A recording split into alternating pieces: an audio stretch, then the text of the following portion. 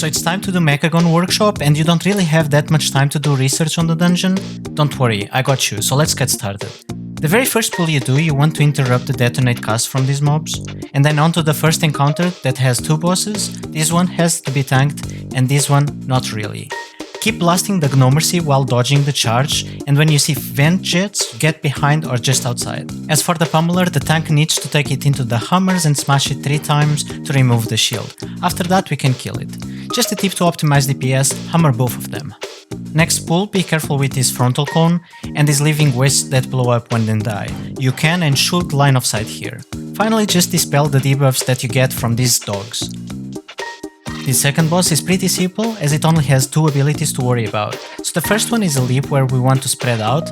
However, we don't want to spread near the boxes, because if the boss jumps on the boxes it consumes the boxes, and we need them for the second ability, which is Vent in Flames. To deal with this ability, just hide behind the boxes.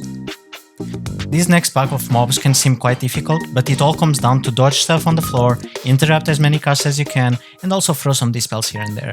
The last mob does consume the entire room in AoE lightning, but it will leave a small section safe, so get in there. This next section of the dungeon can be quite problematic if you're in a rush, so take a deep breath and move safely rather than fast. That being said, this is all about standing in the vents that are smoking and safely getting onto the next safe spot. This next pack is more of the same, except there will be a shield generated that affects both mobs and players, so just get the mobs out, but you stand inside to be safer. Alright, so the next boss has a lot of dodge mechanics, from the obvious beams to the spinning cogwheels, and even this swirl is on the ground, so be very aware of where you stand while burning the boss. You definitely want to be using big cooldowns and bloodlust here. Oh, also you have to stun and kill this plantat. So these spider tanks can be quite tricky because they face a random direction and just shoot a frontal, so try to dodge that.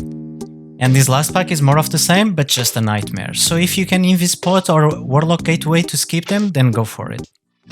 Alright, so this last boss is very straightforward, but can be quite dangerous. Phase 1, keep an eye on the electrical orbs that keep moving from place to place, and get out with the Giga Zap.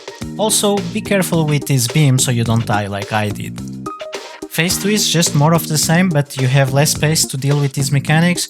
However, there's also a magnet dragging everyone towards a random location, so be careful so you don't hit these orbs that are being sucked in. Finally, Phase 3 just lasts a couple seconds.